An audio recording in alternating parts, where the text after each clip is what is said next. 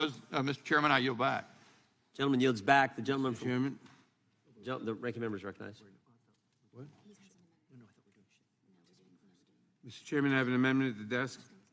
Clerk will report. Amendment to the amendment in the nature of a substitute to the committee report for the resolution recommending that the House of Representatives find Merrick. Point of order reserved by the gentleman from California. The gentleman is recognized to explain his amendment. Thank you, Mr. Chairman. Mr. Chairman, this amendment adds language from the most recent correspondence with the executive branch to the report.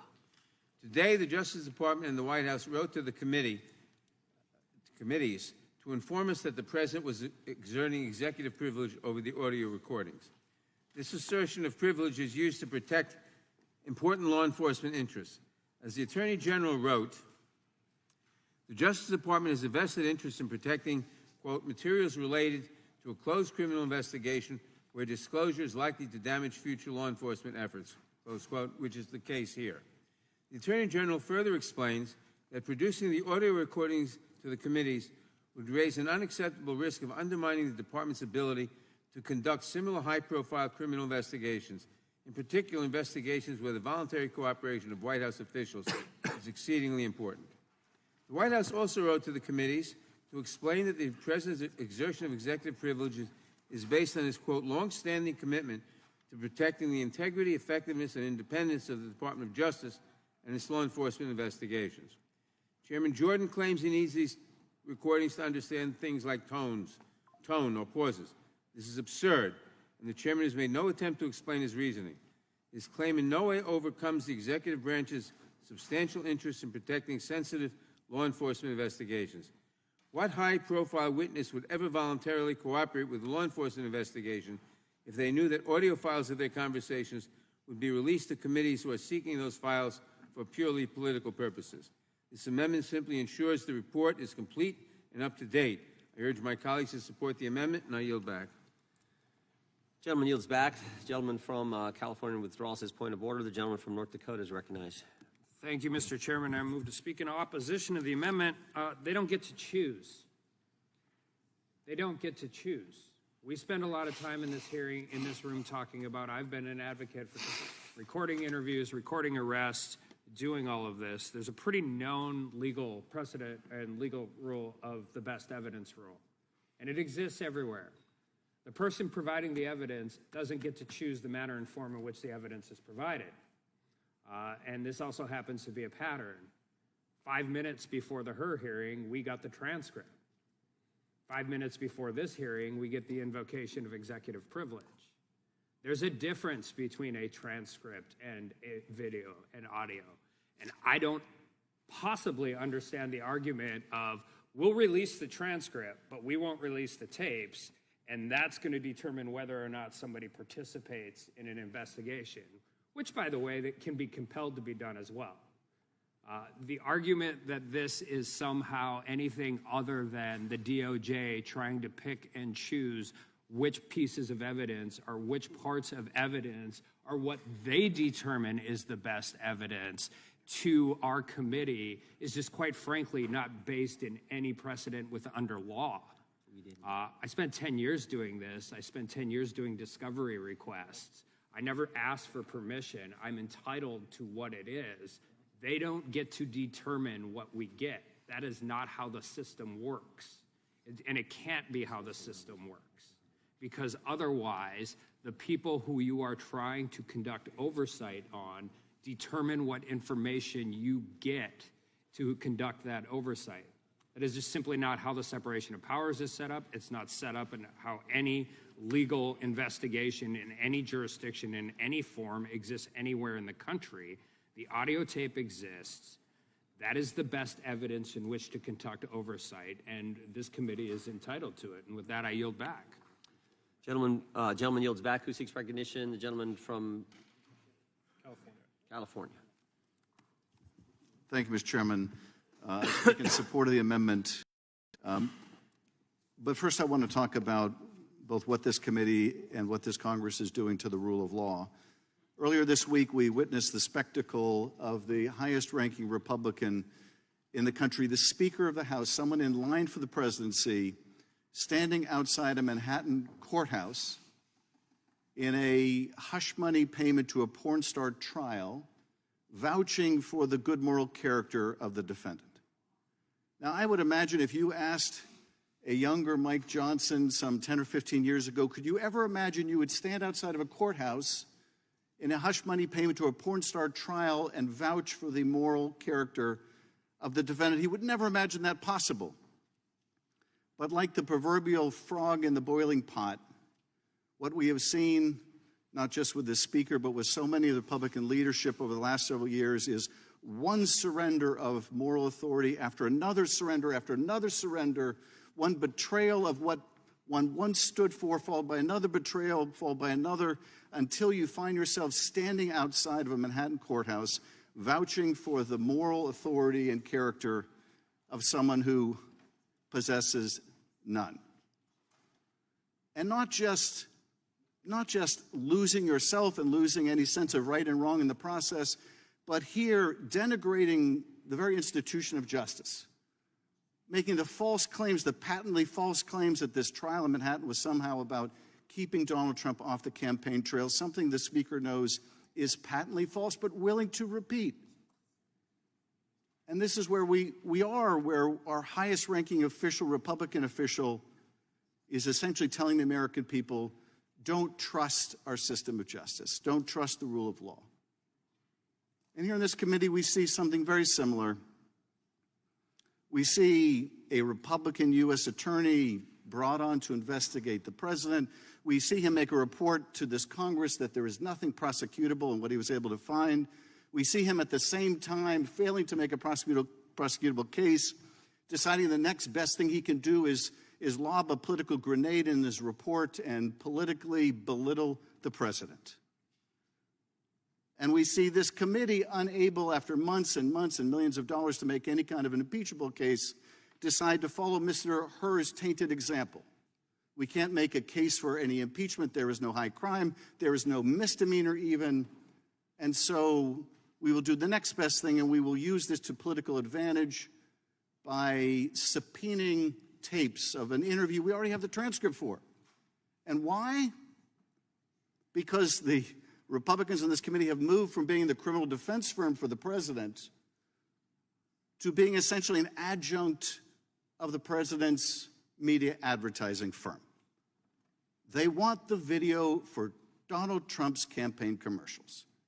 That's where this committee has become, the Committee on the Judiciary, the committee that is centered or supposed to be centered on the rule of law and on justice. And what are we doing? We're holding the Attorney General of the United States in contempt. And for what? Because he won't give video material for a campaign commercial to this committee on behalf of a president who is a criminal defendant in a hush money payment to a porn star case in New York, the first of many criminal trials that he will face. This is where we are. This is where we are. I first joined this committee, now it's been over 20 years ago. And I suppose like a young Mike Johnson, I could have never imagined this committee would engage in such a thing. It's not as if 20 years ago this committee was some bastion of bipartisan comity. It wasn't. We might and did disagree on abortion and on guns and on the whole host of other policy issues. But I don't think any Democrat or Republican on this committee would have ever imagined it would be brought so low as to hold an attorney general in contempt because it can't get a video for a campaign commercial when it was already given the transcript. But this is where we are. And I think just day after day, moment after moment, year after year, we lose sight of how far we have fallen and any sense of what we are supposed to be about in this committee.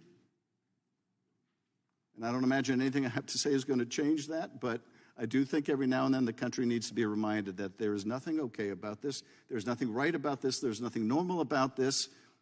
We need to get back to demonstrating some devotion to our constituents and the rule of law. And with that, I yield back. Gentleman yields back. The gentleman from New Jersey is recognized. Will the gentleman yield for a second? I will yield. Yeah, I just want to point out, we're not seeking a videotape. We're seeking the audio tapes to correct the statement from the gentleman from California. And the Democrats, I believe, held the Attorney General of the United States in contempt a couple Congresses ago when they held Bill Barr in contempt. I yield back to the gentleman from New Jersey. Thank you, Mr. Chairman. Look, we got to get focused here. The gentleman from California, he's kind of, again, trying to take our eye off the ball. This has nothing to do, this particular issue right here, what we're doing with the courthouse in New York City. This doesn't have anything directly to do with what is going on with President Trump there. And I would be glad to engage in a colloquy or a debate or discussion about how awful what's happening to President Trump is. But that's not the issue here right now. This has nothing to do with the campaign. It has nothing to do with the fact that the speaker did go, as he should have, to support President Trump. But this isn't the issue. It has to do with special counsel Hur. And it has to do with what he said. And by the way, he never said it wasn't prosecutable.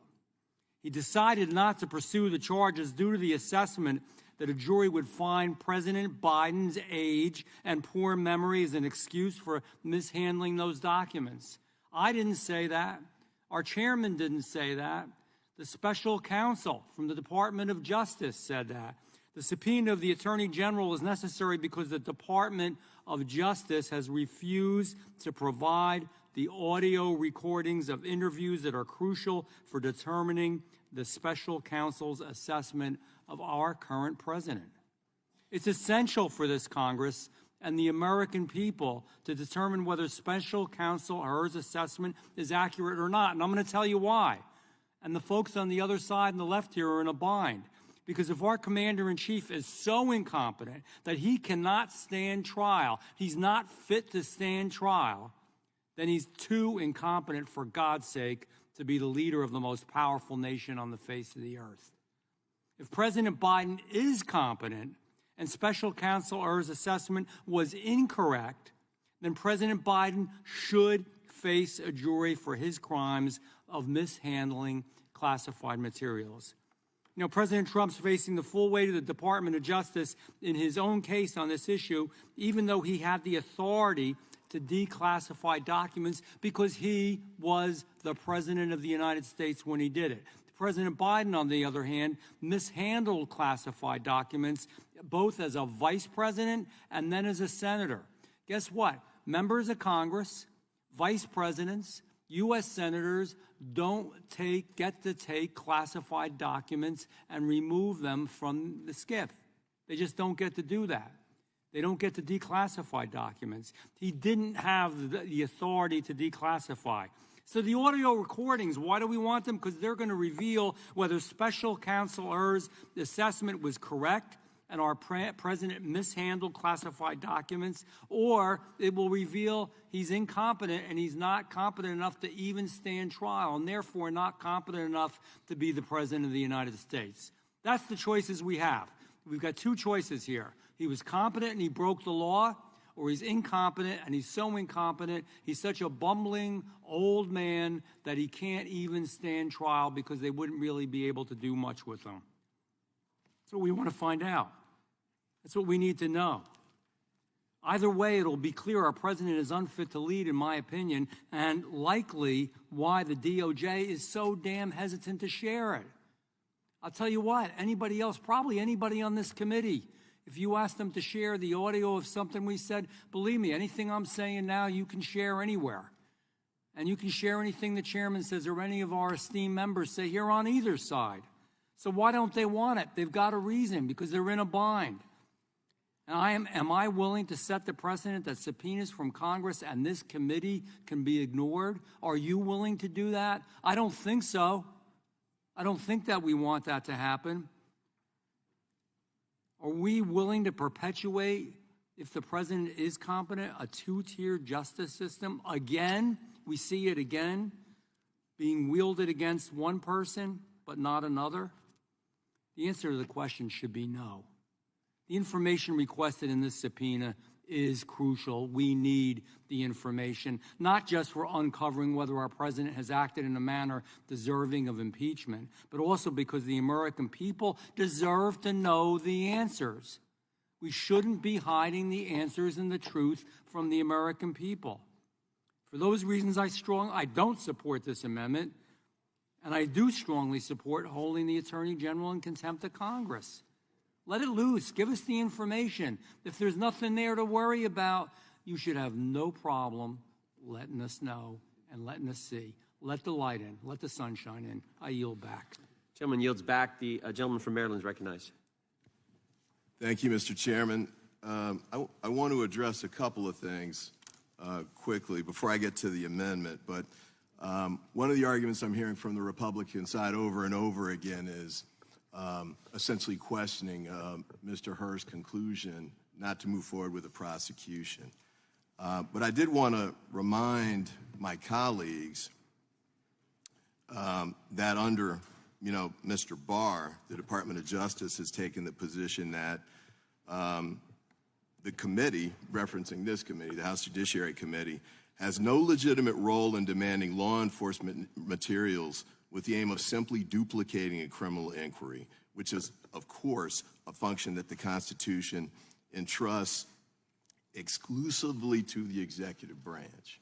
So to the extent you're arguing that you don't agree with his findings and you want to sort of replicate them or go through them again, Mr. Barr argued against that 5 years ago.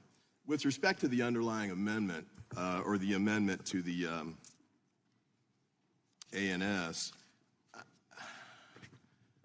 there's a major problem here with moving forward with the language in the amendment, because it's based on the predicate that, and I'll read it, to the date the department has refused to produce the audio recordings despite not having invoked any privilege to justify its failure to comply with the subpoena.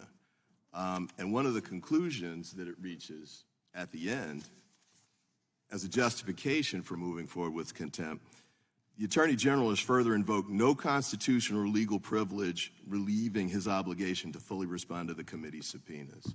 Gentleman yield.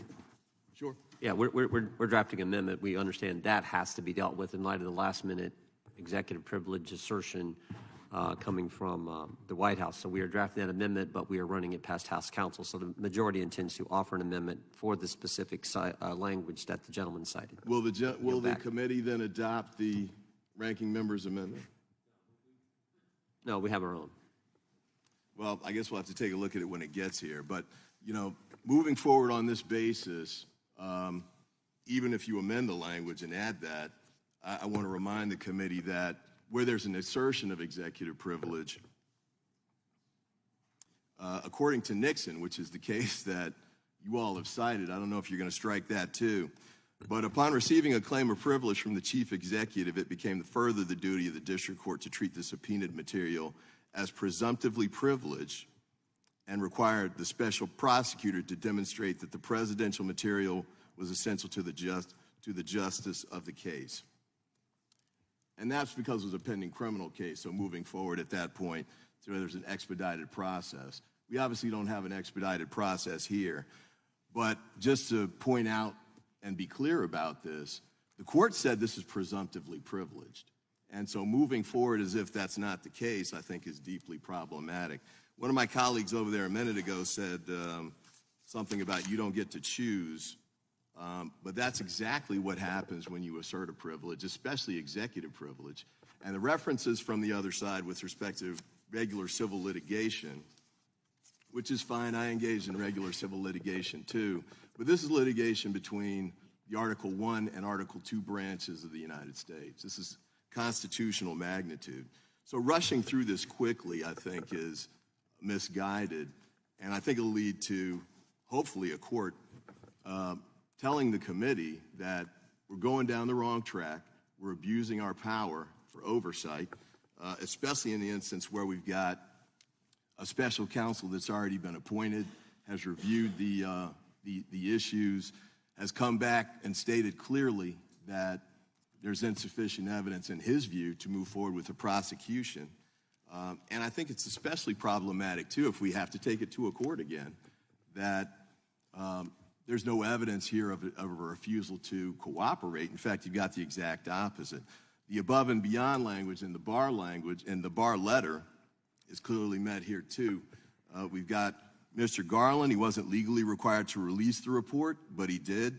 He wasn't required to release the transcript, but he did. And as was pointed out a minute ago by the ranking member, the department's produced 92,000 pages of documents. We've had, I don't know, 40 or 50, lawyers from the Department of Justice come and testify, a couple of them in the middle of a criminal prosecution, which is totally unprecedented. So for these reasons and more, I'm urging my colleagues to rethink this approach, because I think ultimately it's going to end up in undermining the ability of this committee to conduct legitimate oversight at the times when that's appropriate. So I've exceeded my time. With that, I yield back, and I thank the chairman. The gentleman yields back. The gentleman from Alabama is recognized. Thank you, Mr. Chairman. I yield to Mr. Armstrong. Thank you. Couple things. One, I would be happy to argue this because and to my colleague from Maryland, I wish you'd have been here in May of 2019, because we legitimately, as the chairman said, we held the Attorney General in contempt after exerting privilege, but it was more than that. We held him in contempt for not violating the law. Right. Like, there's actually a statutory requirement that you can't disclose grand jury testimony. So if we talk about the path we're going down and continue in talking about oversight, we don't have to go back to Nixon. We can go to May of 2019. And so to my colleagues on the other side of the aisle that are arguing about this, I would love to get that transcript or audio or video and come back out here. But we're not duplicating a criminal proceeding. There is no criminal proceeding. We got the answer from where we're at. And if you talk about I'd argue this if we go in front of somebody and say, of course they're doing it. They're running out the clock. Like, he could have exerted executive privilege, I don't know, a week ago, a month ago, 6 weeks ago. It's a pattern that is going on with this DOJ and this White House, that as we come up to the precipice of when you're actually going to do something, then they say at the absolute last minute, they drop all of this. And we have a right to do these things. And I fully am aware that the difference between a criminal prosecution and a civil litigation and a congressional hearing are the same thing. But the basic premises of what is the best evidence, what we are entitled to versus what the opposing side says we are entitled to, is something I think the people on my side of the aisle are completely willing to have that conversation with whoever is an independent and neutral arbitrator of those facts. Will the gentleman yield? Sure. The best evidence standard, which I don't think is necessarily applicable here because it's not a court proceeding, and the demeanor evidence things, I think, fell on their face for the same reasons. But the point here, I think, though, is with respect to the 6E issue, it can be waived and routinely is as a matter of practice, and certainly has been for Congress. So, I don't know that that's a real good analogy. But the bottom line here, though, is you guys are arguing you need it for demeanor evidence, which again has no applicability here because it doesn't go to the finding that came from her or the impeachment transcript. And really, this altering the transcript is really what you have to argue. In fact, the chairman argued that. But there's absolutely no evidence of that. In fact, it's a certified transcript. This isn't one that was somebody typed it up on the side. These are the transcripts that we generate on a routine basis in Congress and the Department of Justice. Reclaiming my time, that's not my, that might be somebody else's argument. That's not my argument. My argument is if I have the version of going through something and dealing with something and all of those different things, I have watched witnesses in this committee in depositions say things because they know they've agreed to it not being released on video. How something reads and how something sounds is different. That is true. And I'm not arguing that I'm not saying what they're entitled and not entitled to give me. I'm saying I'm entitled to this evidence, and I think this hearing is entitled to it, and I'm willing to have that fight.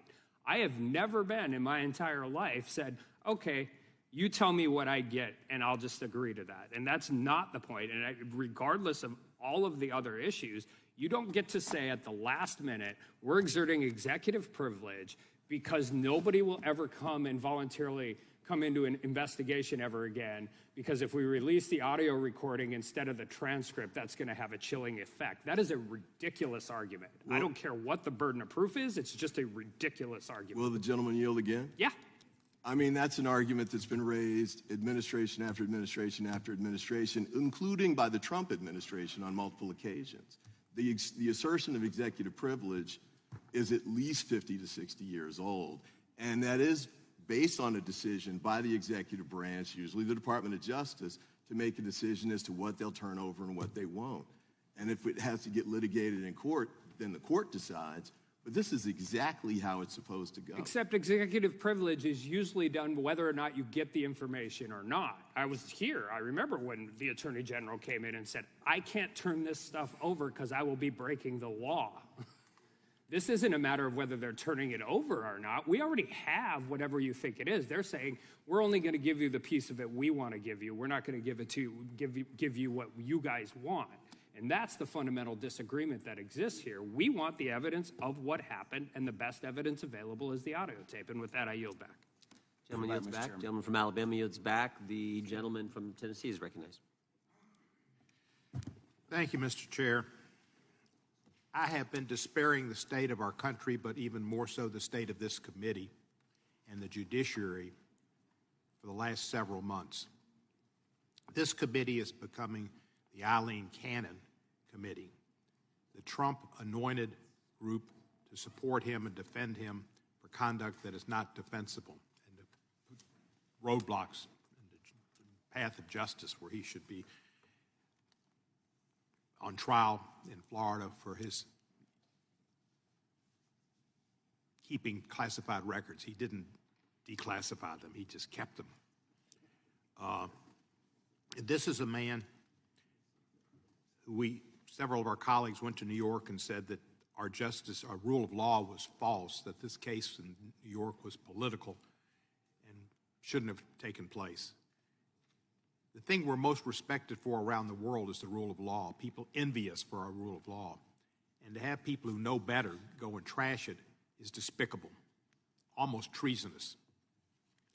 And then this committee, the hypocrisy that this committee would question Merrick Garland, who appointed a Republican to look into President Biden's conduct, a man who Mr. Hurst said he was here to be questioned. Anybody here could have questioned him about the conduct of what Mr. Biden said and why he came to that conclusion.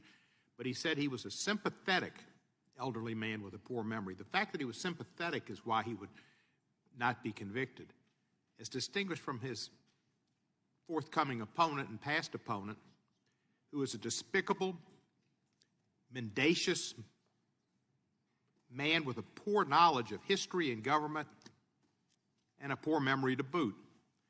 A man who his own Secretary of State said was a moron. Yes, Tillerson said he was a moron. Kelly said he admires, John Kelly, his chief of staff, said he admires autocrats and dictators and has no conception of the rule of law or concern for it or for democracy in our country. His defense secretary, Mark Esper, said he was a threat to democracy. John Bolton declared him to be unfit to be president. And, of course, Mike Pence said they had profound differences. All folks coming up here and defending what's going on in New York. This is a man who had just his wife gave birth to his child, and he was playing golf and fornicating in Nevada rather than being with his wife and his newborn child. What an example we have for the American public and for young people. Joe Biden is, as Colin Yost said at the Correspondents' Dinner, a decent man. He's sympathetic and a decent man. And the idea, one of the gentlemen said, we're in an impeachment hearing. We're not in an impeachment inquiry.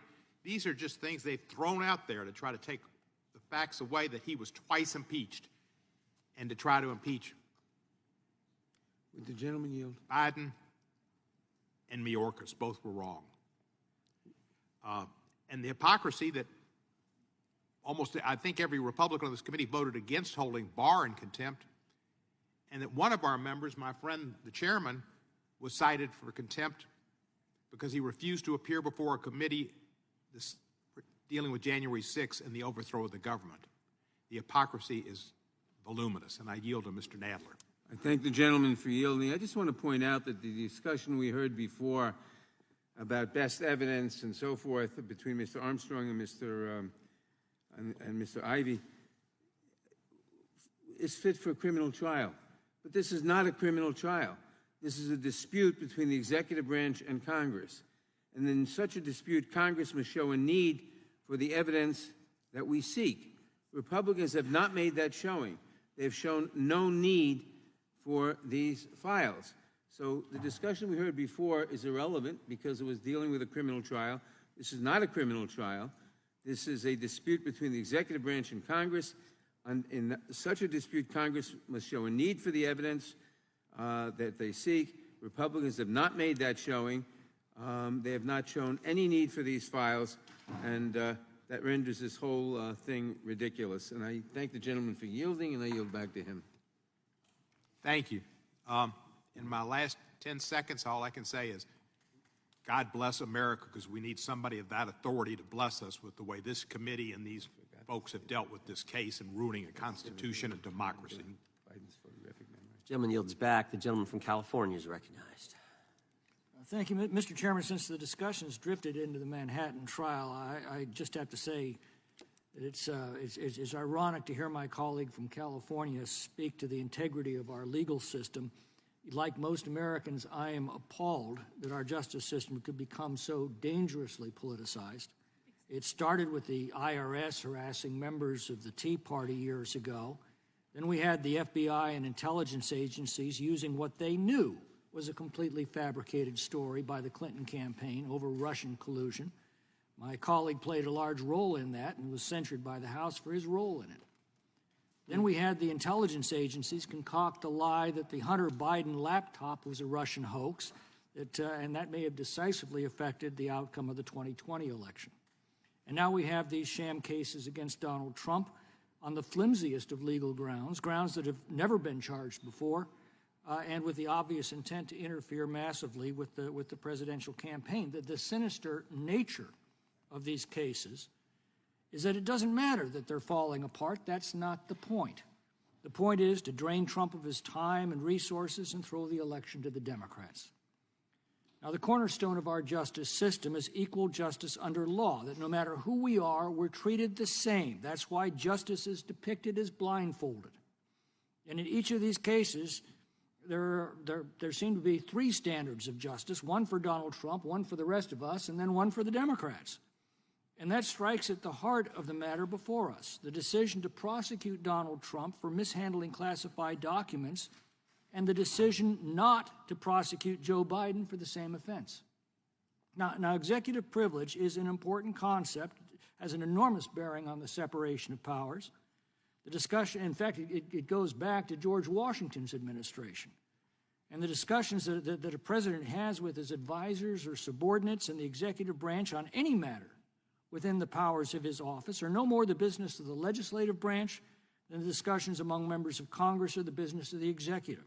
The president cannot compel Congress to divulge its deliberations any more than Congress can compel the president. So it's crystal clear to me that any official discussion between the president and any subordinate cannot be pierced. But this case is very different because it's not a conversation between the president and a subordinate over policy or the discharge of his official duties. Rather, it's an interview in the course of a criminal investigation. To me, this is far closer to the Nixon tapes. The Nixon tapes were not conversations as part of a criminal investigation, but conversations that had bearing on one.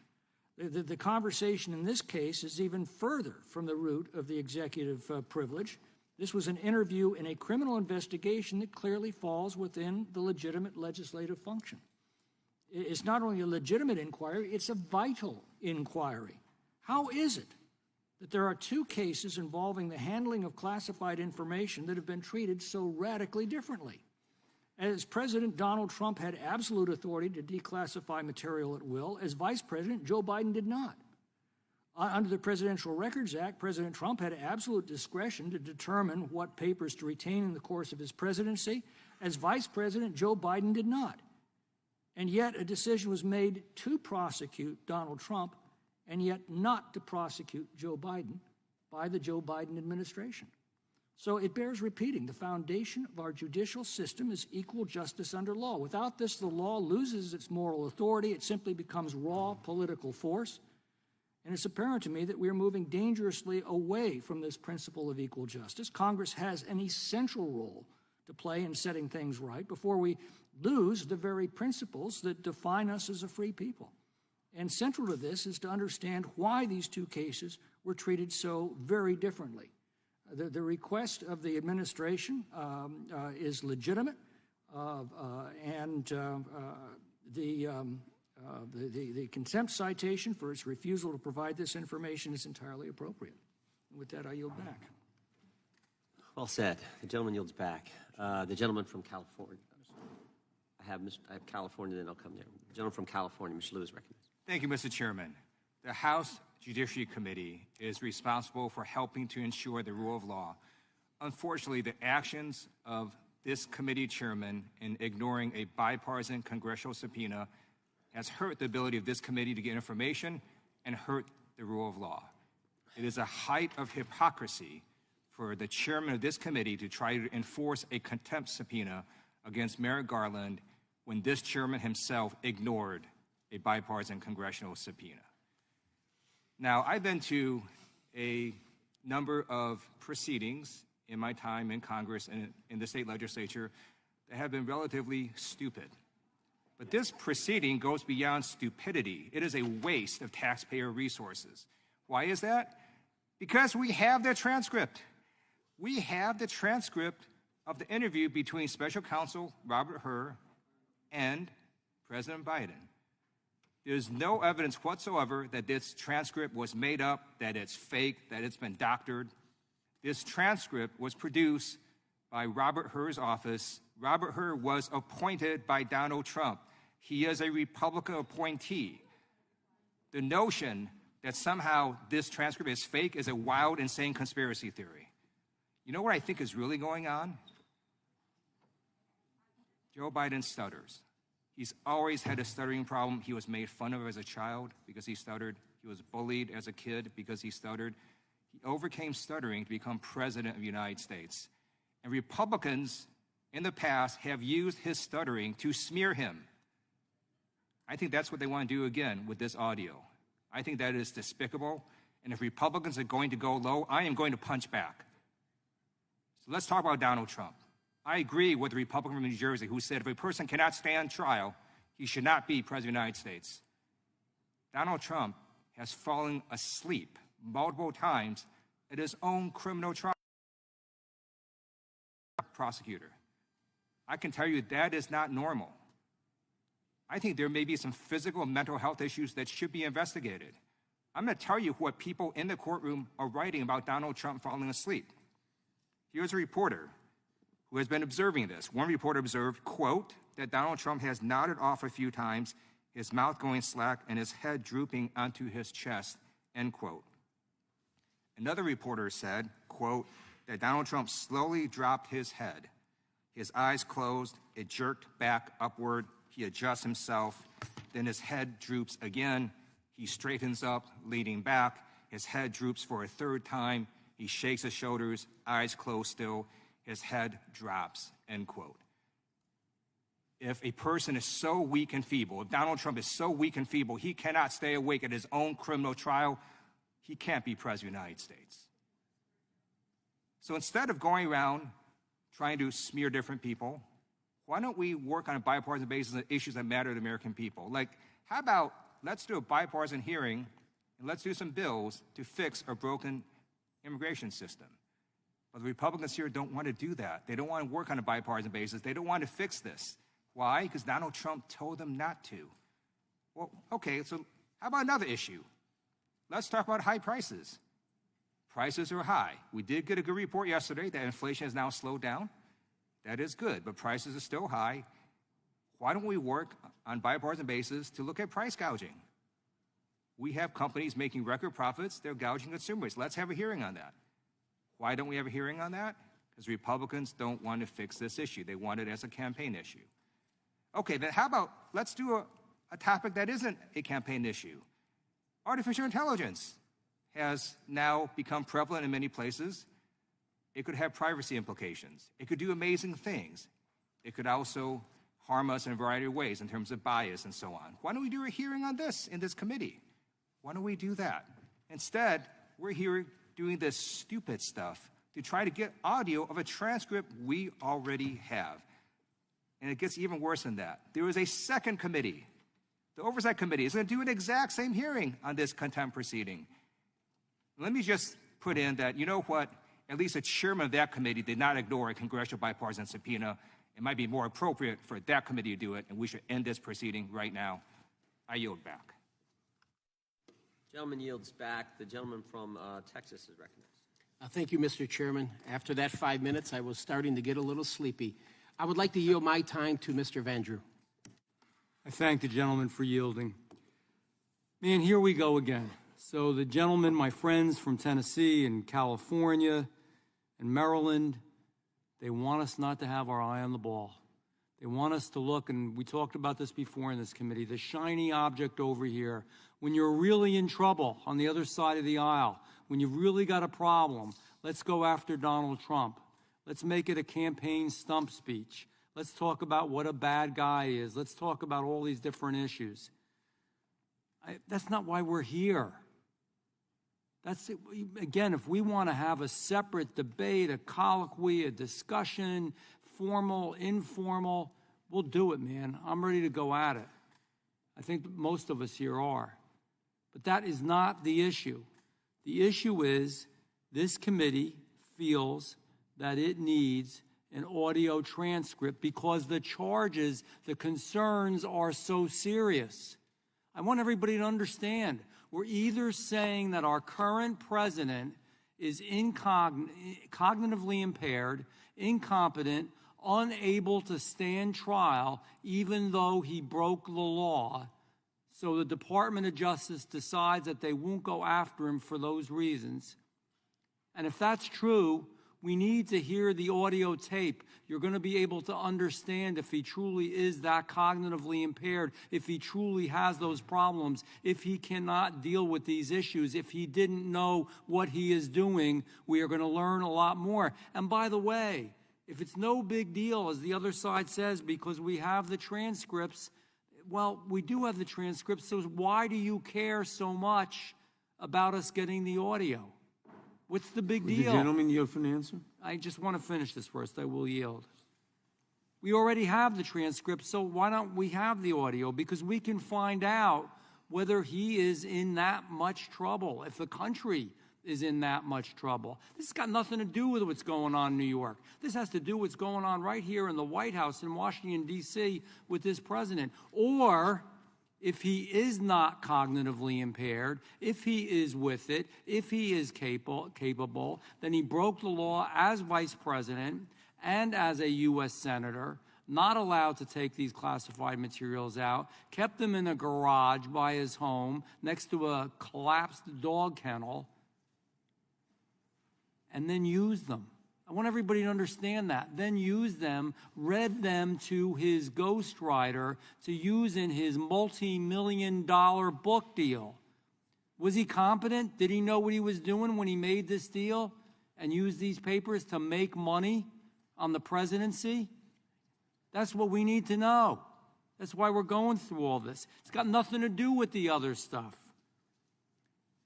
And that's what we need to find out. Gentleman yield now. And that's why, I will, in one moment, and that's why we're having this discussion, because this committee has an oversight responsibility and needs to know that. But it's not only the committee. Most importantly, the American people need to know it. We need to know if we have an incompetent, incoherent president, or if we have a president that is being helped through the two-tier system of justice, again, just like they tried to help his son. Justice for thee, not for me. God help us, the American people, whomever are watching and listening to this, don't have those opportunities, but he keeps getting them over and over again. Which is it? I know it's a bad spot for you folks. I get it. It's a really uncomfortable place to be. But we need to find out the truth. And I yield to the gentleman from Cal. Actually, I'll yield to you, the gentleman from California. Thank you. I just want to comment the following. The special prosecutor decided that there was no reason to prosecute for his own good reasons. He stated them in his report. He made what I regard as a gratuitous smear of the president by his comment on cognitive impairment. We will see We don't need the transcript to see if the president is cognitively impaired. The president speaks all the time. There are going to be 2 debates. The American people can decide whether the president is cognitively impaired. They can decide whether his opponent is cognitively impaired. They're going to see plenty of evidence of that in the debates and in the campaign. So we don't need the transcript to know whether the president is cognitively impaired or not. The evidence is going to be before the American people. I reclaim thank my the gentleman for yielding. I reclaim my time. And look, this doesn't have anything to do with the debates, though. I get it, and I know everybody's going to enjoy them, me included.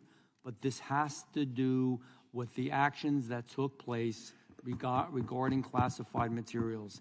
And either, as the special prosecutor said, he is cognitively impaired and unfit for trial, or he knowingly did this and made money off of it.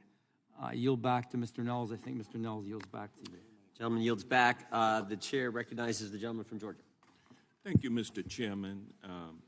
This hearing is a continuation of what this Congress has been about under Republican authority since January 3rd of 2023. We started out trying to elect a speaker. It took, I think, 19 ballots before this Congress, back in 2023, January, was able to elect a speaker. And then that speaker presided over what is agreed upon by most people who are observing this committee's functions this Congress's functions. This has been the least productive Congress in the history of the country, many are arguing. And my friends on the other side of the aisle on this committee are a part of that. They have spent $20 million investigating President Trump. This committee alone has spent $20 million during this 118th session of Congress, which began in January of 2023, investigating President Biden. They suffered the indignity of their leader, former President Trump, being indicted for withholding classified documents. That indictment was in July of 2023, during the height of this do-nothing Congress, and not long before this Congress expelled the speaker it took so long to elect in January. They put him out in October. And then we went for 3 weeks while even people on this committee were vying for the speakership. It took 3 weeks and ran through a number of candidates before this Congress elected Mike Johnson as its speaker, formerly of this committee. And he has not fared much better. Neither has the House under his reign. Still nothing accomplished, and we get to this point now where after spending $20 million, this committee has absolutely nothing to show for it. They tried to pin a classified documents case on President Biden. They had a special counsel Herr, who spent a lot of money investigating, couldn't find a thing, had to write a report that cleared the president from illegally withholding classified documents. And then he was summoned to this committee to deliver the findings of his report, which included a derogatory reference to President Biden having a loss of memory, disparaging him. And that was the only thing that Republicans could get out of Herr's report. And so they made hay of that for a while, and then that went away, and now it has come back. We're seeking to hold the Attorney General in contempt of this committee for refusing to produce an audio file. When you already have the voluminous document, the entire unredacted, her report, the transcript of the interview with the president, even talking to the president's ghostwriter. It was an exhaustive investigation. And the only thing we can do now is come up with additional information to show that Biden is cognitively impaired. That's what this committee is trying to do today, according to my friend from New Jersey, get the evidence that Biden is cognitively impaired. So this is political. It's a do-nothing Congress. It's the product of a do-nothing committee. The American people deserve more, and they're seeing what's happening. And I think they're going to sweep this committee out of its perch, and Democrats will be back in control so that we can do the work that the American people need us to do, to keep them safe and to make sure that costs are down, make sure that our economy is humming along, jobs, rebuilding America. That's what this committee needs to be about, not a fishing expedition trying to show that this president is cognitively impaired. And with that, I yield back. Gentleman yields back. The gentleman from Wisconsin is recognized. Thank you, Mr. Chair.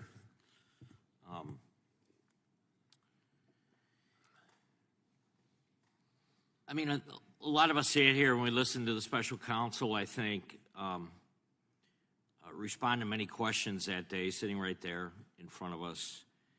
And I began to wonder kind of what were the conversations behind closed doors? What were the discussions amongst the attorneys on how are we ever going to dismiss the idea that the President of the United States holding substantial positions within our government had absolutely secured on his own person sensitive documents and then was able to take them back to his residence, move boxes of them to offices in multiple locations, and obviously willingly and knowingly mishandling secret, sensitive U.S. government documents and just dismiss this. And there had to have been a conversation with the special counsel behind closed doors about, well, let's see. They just did a raid on the former president's home in Florida. Lights going, securing specific areas of that residence, and really kind of ransacking the place. And now we find out, probably, a little bit of orchestration on what they wanted those documents to look like when the photos were taken. But I can't imagine what the special counsel and his assistants were trying to dismiss by simply saying that the president, he's not all there. And we've seen it on TV. We see it every day now. He's completely incompetent from handling a simple press conference. So that became their way out. That became what they thought could justify letting him off the hook. And I'm not sure where that would have gone as a criminal prosecution. None of us are ever going to know that, right? I mean, my own personal opinion is that Herb blew it, because he's the one who set up this juxtaposition of the President of the United States, who, by the way, just agreed to 2 presidential debates, okay?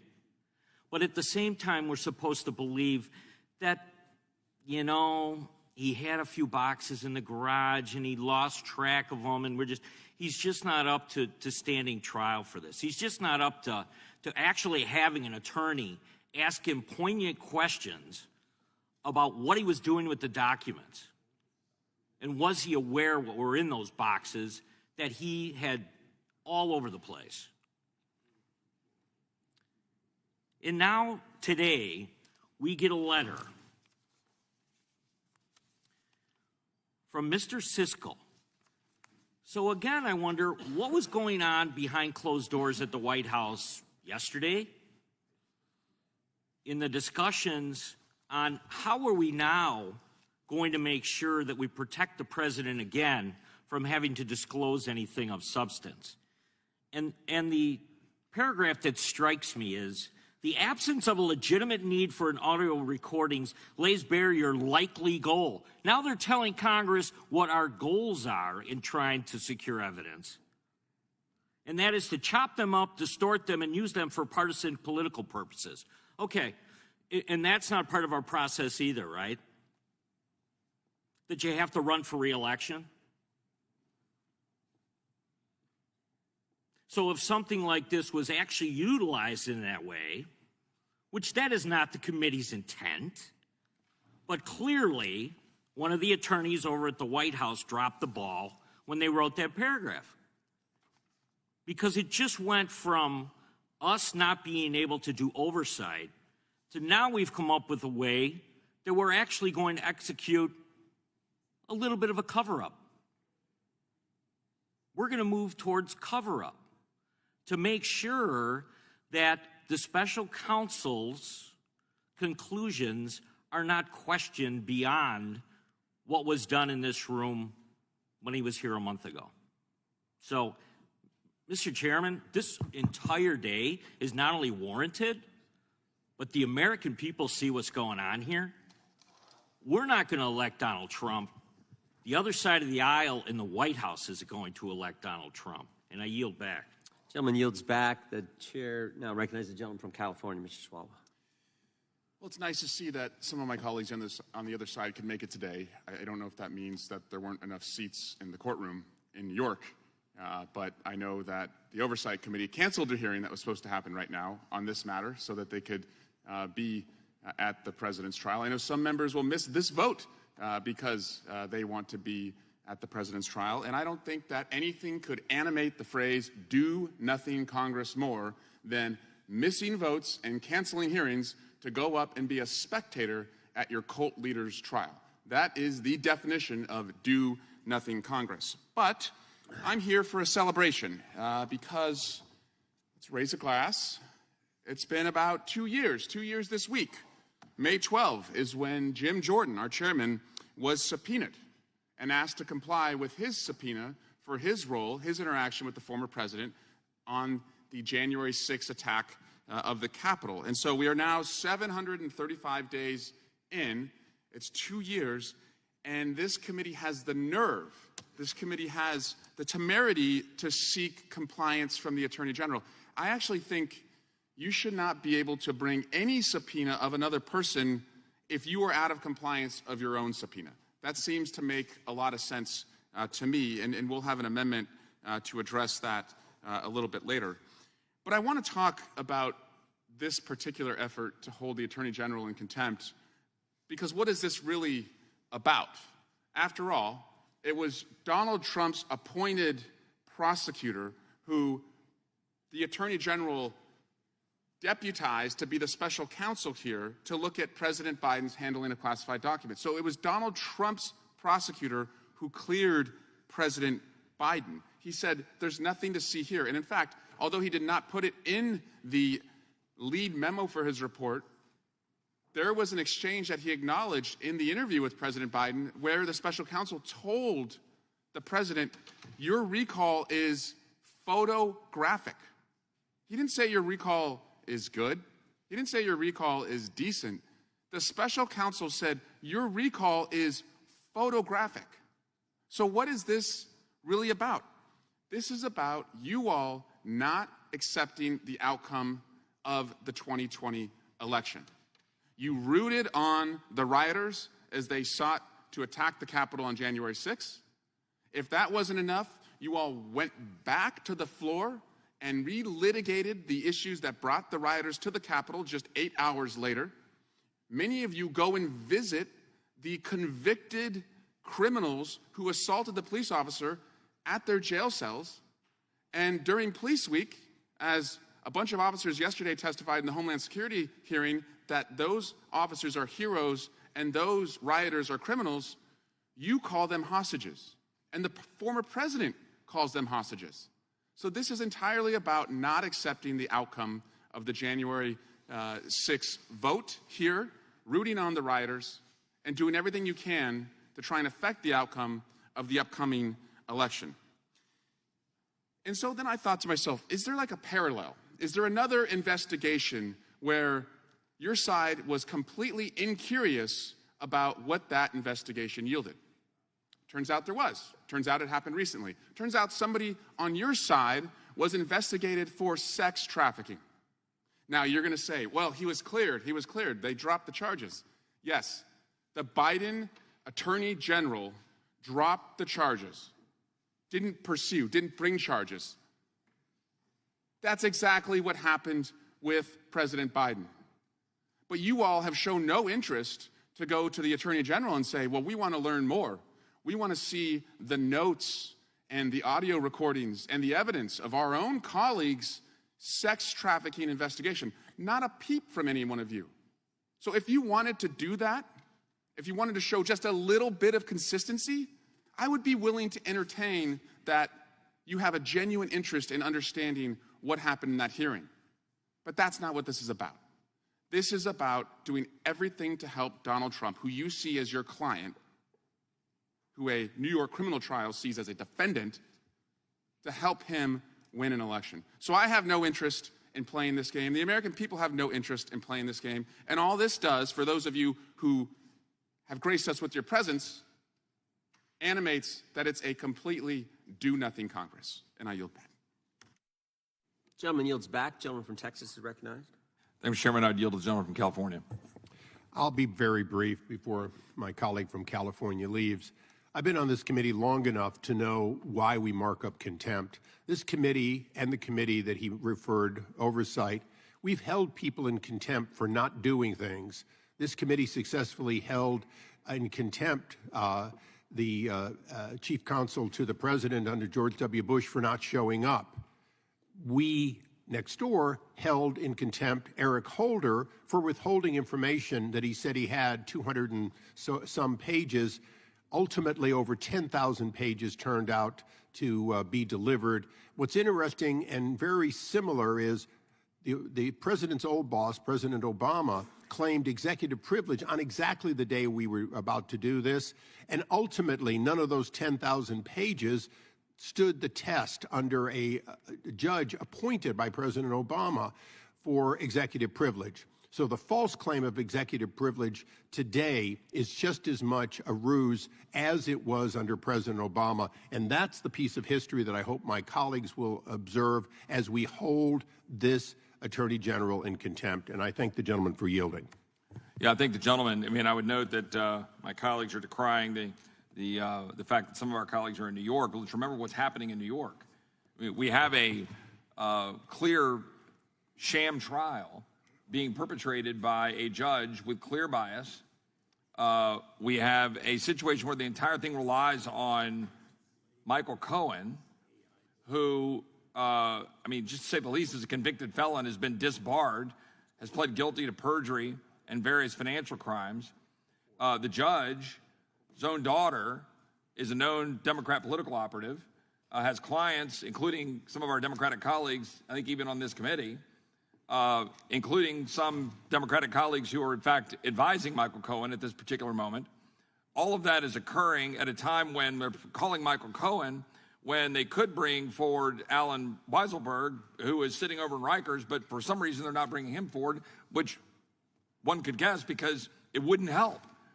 And the fact is, this is all playing out while bootstrapping a federal law into a state crime in order to try to navigate statutes of limitations. It's ridiculous.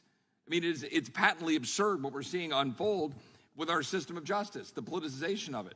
And now here we sit, and my colleagues on the other side of the aisle don't like that we simply want to see the best evidence available when, in fact, it is not, as one of my colleagues talked about, trying to effectively get a second stab at criminal proceedings. This is an impeachment inquiry. That is inherently not a criminal proceeding. It is a unique function of Congress under the Constitution of the United States. And we're investigating very legitimate questions, conflicts of interest of the Biden family, the significant amount of money that has flowed to the Biden family, the extent to which the president has had material that he's not supposed to have in his possession, which the special counsel firmly pointed out, and in fact, in this committee, testified to. And in fact, the president and his lawyers have contested special counsel Hur's assessment. But the truth is, special counsel Hur in this committee stood behind his sworn testimony. We've got evidence that we can see in transcripts, but all we're pointing out is it is a both impeachment function and legislative function of this body to be able to use the power to be able to go to the Department of Justice, which is supposed to be overseen by us in the first place, by the way, and to say, we simply want to see the best evidence, because if you look in the terms of the criminal proceeding, which is not an impeachment inquiry and is not the legislative function, it is an independent, unique function in the criminal inquiry that they're carrying out at justice, that clearly what you saw from special counsel Hur was a great deal of dependence on the demeanor of the president. An extraordinary amount of dependence in terms of his determination on whether to pursue charges depended on how he assessed the demeanor of the president of the United States. That's all this is about. It's not political. It's not about something that might show up later for political purposes. It is very much to the heart of whether or not and what the president knew about the materials that he had, which the special counsel firmly acknowledges and wrote were illegal for him to possess. And the question is what was his intent? And it is critically important for the purposes of this body to determine where we're going to go with an impeachment inquiry or any legislative inquiry to determine what the president's demeanor was during that interview. I yield back. Gentleman yields back. Gentleman from Virginia is recognized. Thank you, Mr. Chairman. You know, I'm disappointed. Move to strike last word. Was recognized. I'm disappointed, but I'm not surprised that we're getting a letter from the White House citing executive privilege the day before the hearing, the day before the markup. And as my colleague from California knows, who's the ranking member on the subcommittee that I chair, Responsiveness and Accountability to Oversight, this is common behavior for this White House. Wait until the last minute and then throw either an excuse or a few pages of documents that have been subpoenaed, much of which is publicly available, to us to try and fend off exactly this, a contempt citation for failure to comply. You know, it'd be one thing if it were the subcommittee that I chair. It'd be one thing if it were documents subpoenaed at the Department of Health and Human Services or Education or the FTC about collusion with big tech, about the COVID information that they tried to limit availability on the internet. There are so many different ways in which this administration has failed to be accountable, failed to be held accountable, and failed to provide the information that we've requested, that we're not surprised. But this is under an impeachment inquiry.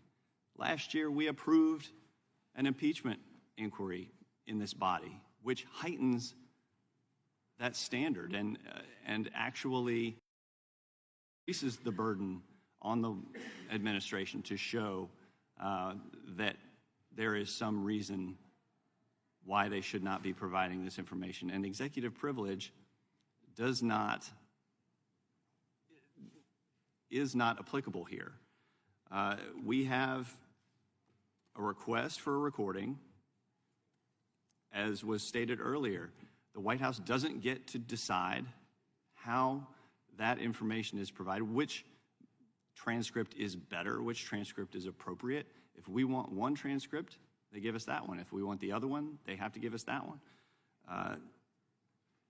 this investigation is about whether the president willfully retained and disclosed classified materials after his vice presidency when he was a private citizen.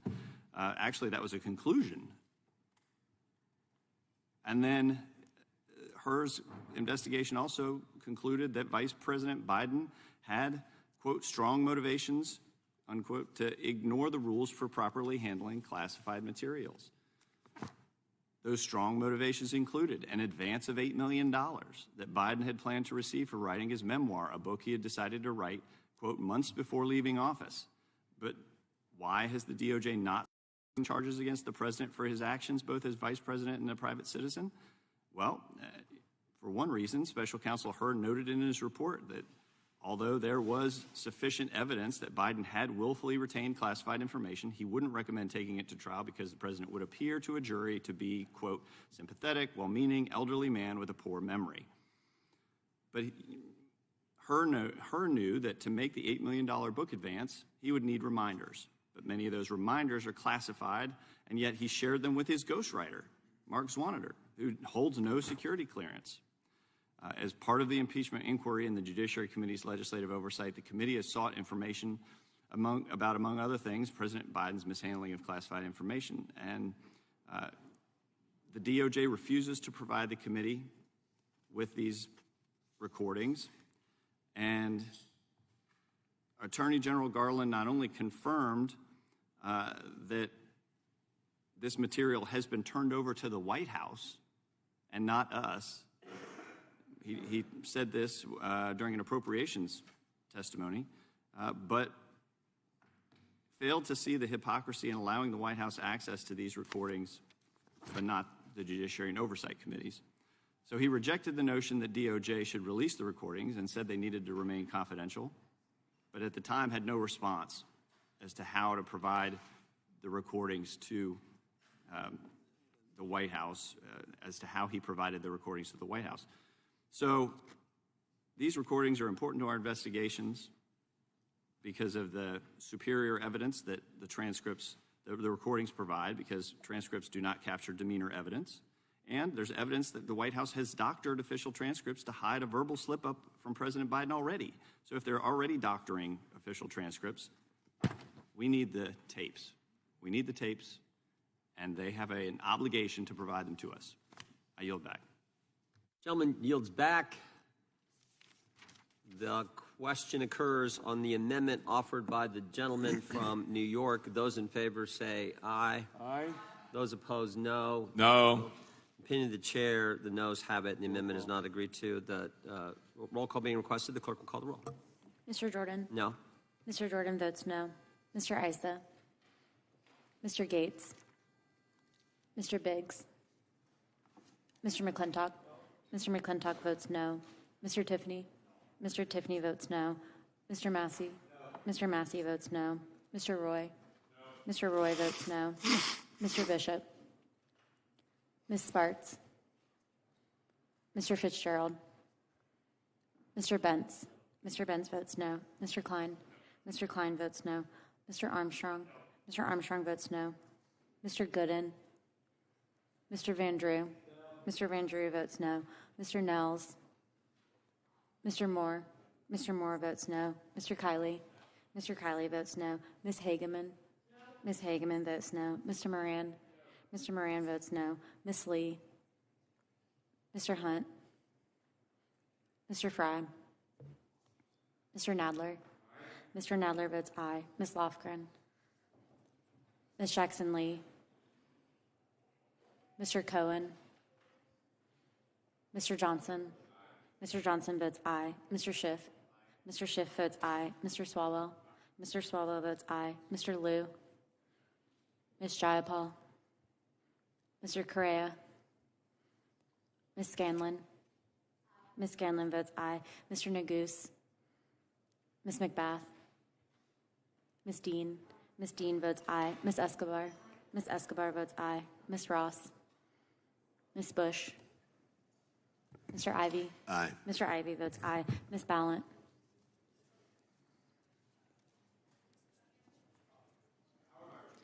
Mr. Issa, you're not recorded. Mr. Issa votes no. Mr. Fitzgerald votes no. Mr. Gooden votes no. Mr. Fry votes no.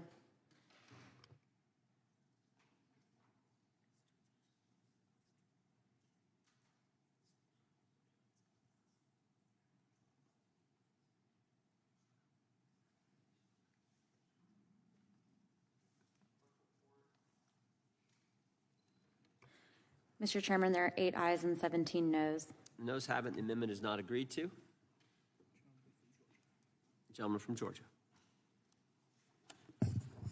Mr. Chairman, I have an amendment at the desk. Clerk will report.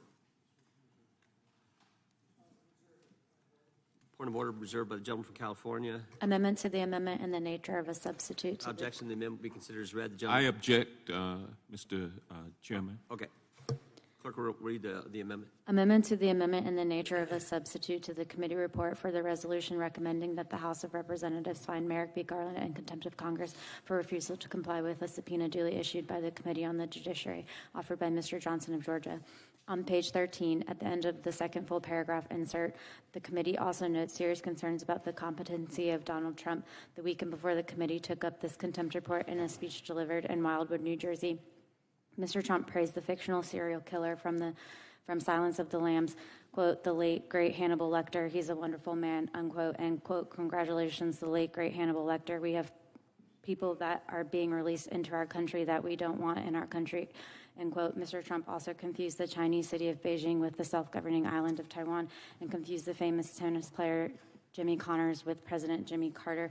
At a rally in Iowa last January, Mr. Trump declared, think of it, magnets. Now, all I want about magnets is this. Give me a glass of water. Let me drop it on the magnets. That's the end of the magnet.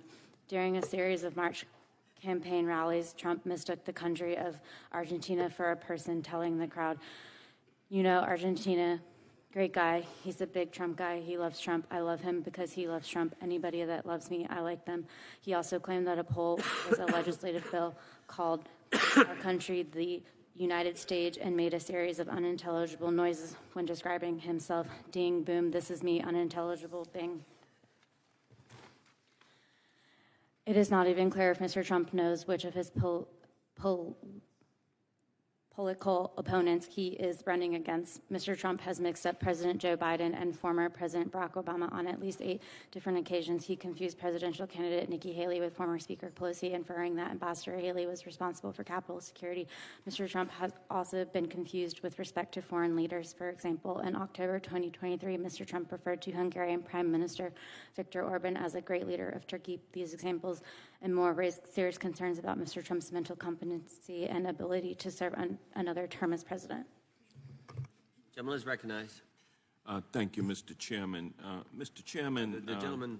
This contempt report that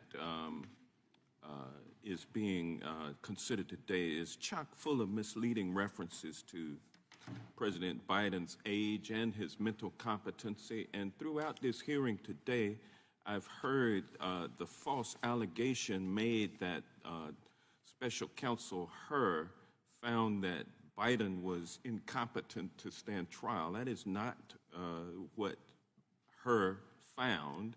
He simply questioned the president's memory. And so let's not get it twisted. And speaking of, cognitive impairment, the report that we're considering today conveniently omits serious evidence that the standard bearer for my friends on the other side of the aisle, Donald Trump, is the only candidate who shows any evidence of competency problems. Just this past weekend, in a speech in Wildwood, New Jersey, Mr. Trump bizarrely praised a fictional serial killer from Silence of the Lambs, the late, great Hannibal Lecter.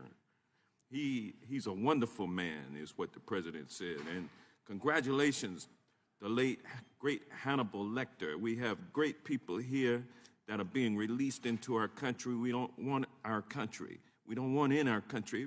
Hear it for yourself. Play the tape. Silence of the Lamb. Has anyone ever seen The Silence of the Lamb? The late, great Hannibal Lecter is a wonderful man, President Xi of China, talking about Beijing. Now, They've got ships circling. They have planes, but they never were doing anything. I could have pressed Hillary a lot harder. You know, she broke up her phone. She broke them up. She acid washing. Bit bleach, right? Bit bleach. Nobody even knows what it is. All done by Biden. Carried out by Ray. That's right. Jimmy Connors is good. He's also happy. Congratulations, the late great Hannibal Lecter. We have people that are being released into our country that we don't want in our country. I'm up here screaming like a lunatic. Ladies and gentlemen, that sad display took place just this past weekend with the former president. He appeared to confuse the Chinese city of Beijing with the self-governing island of Taiwan. He confused Jimmy Connors, a famous tennis player, with Jimmy Carter, the 39th president of the United States. Would the gentleman yield? No, I won't. This rant is not a singular event. Last January at a rally in Iowa, Mr. Trump incoherently stated, quote, "Think of it, magnets," end quote. And now all I know about magnets is this: give me a glass of water, let me drop it on the magnets, and that's the end of the magnets, end quote. During a series of March campaign rallies, Trump mistook the country of Argentina for a person, telling the crowd, quote, "You know Argentina, great guy. He's a big Trump guy. He loves Trump. I love him because he loves Trump. Anybody that loves me, I like them," end quote. He also claimed that a poll was a legislative bill, and he called our country the United Stage, and he made a series of unintelligible noises when describing himself. Ding, boom, this is me, bing. It's not even clear if Trump knows which of his political opponents he's running against. Mr. Trump has mixed up President Joe Biden and former President Barack Obama on at least 8 different occasions. He bizarrely mixed up presidential candidate Nikki Haley with former Speaker Pelosi, inferring that Ambassador Haley was responsible for Capitol security. He can't keep straight the names of world leaders. In October of 2023, Mr. Trump referred to Hungarian Prime Minister Viktor Orban as the, quote, great leader of Turkey, end quote. Republicans are intellectually and morally dishonest to criticize President Biden when their dear chosen leader, Donald Trump, presents with symptoms which are quite frankly scary. The American people can see through this Republican charade. This is just an ugly exercise to hurt President Joe Biden. Let's move on. And with that, I yield back. Gentleman yields back. Gentleman from Kentucky is recognized. I just wonder if the gentleman from the other side of the aisle is concerned that the additional aid that was voted on to go to Taiwan would cause that island to tip over in any point in the future. You know what? I hope that the island of Guam is floating on water and not on diesel fuel. That's the point I was making. Well, this is, and I think that the gentleman might question my mental acuity, but let's look at your dear leader. Let's look at your reclaiming my time. Former President Trump. Let's look at Time belongs to the gentleman from Kentucky. Reclaiming my time. I have the utmost respect for my colleague on the other side of the aisle. The point I wanted to make is that sometimes we make statements tongue-in-cheek that we are metaphorically speaking, and that the president most certainly in most of those cases was doing that, as we all have, Republican and Democrat, made statements that if you're taken out of context seem indefensible or ungrounded, if you will. Let me give an example. So the comment on the magnets here, if you give me a glass of water, let me drop it on the magnets at the end of the magnets. I've actually heard the former president, talk about that, and what he's talking about are electromagnets. So there was a discussion about whether the catapults on aircraft carriers should be steam-driven or electromagnetically driven. And it is true that steam is more reliable, that water would not affect the hoses, for instance, but salt water could affect wires that are driving electromagnets. So I think it's disingenuous here to offer this and take many things out of context, to take things that were said tongue-in-cheek, to take things that were said on the campaign trail and act as if they were meant to be taken literally, because we all, on both sides of the aisle, have said things before that were not meant to be taken literally. And with that, I yield back. The gentleman yield? I'll yield, Chairman. I thank the gentleman for yielding. I think the point is well made.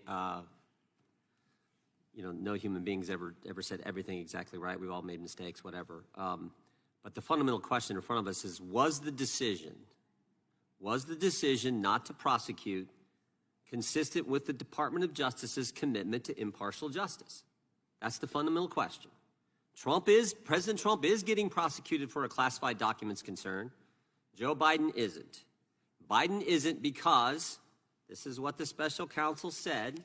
He said, Mr. Biden's memory appeared to have significant limitations, both at the time he spoke to his monitor in 2017 and as evidenced by their recorded conversations, and today as evidenced by the recorded interview with our office. That's why we want the audio tape. President Trump is the department being impartial. President Trump is getting prosecuted. We know what's going on in Miami.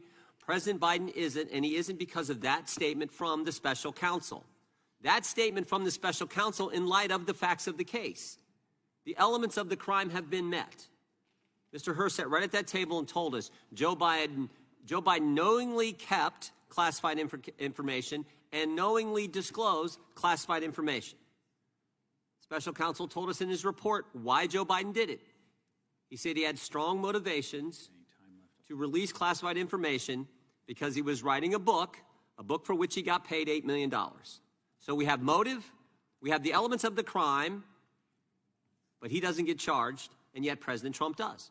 And so this committee, the committee that oversees the Justice Department, has oversight of the Justice Department, wants to know if they are impartially administering justice. And the best way for us to figure all that out is to get all the evidence that the special counsel had at his disposal so we can figure that out and see if there's something we need to do legislatively to change the special counsel statute.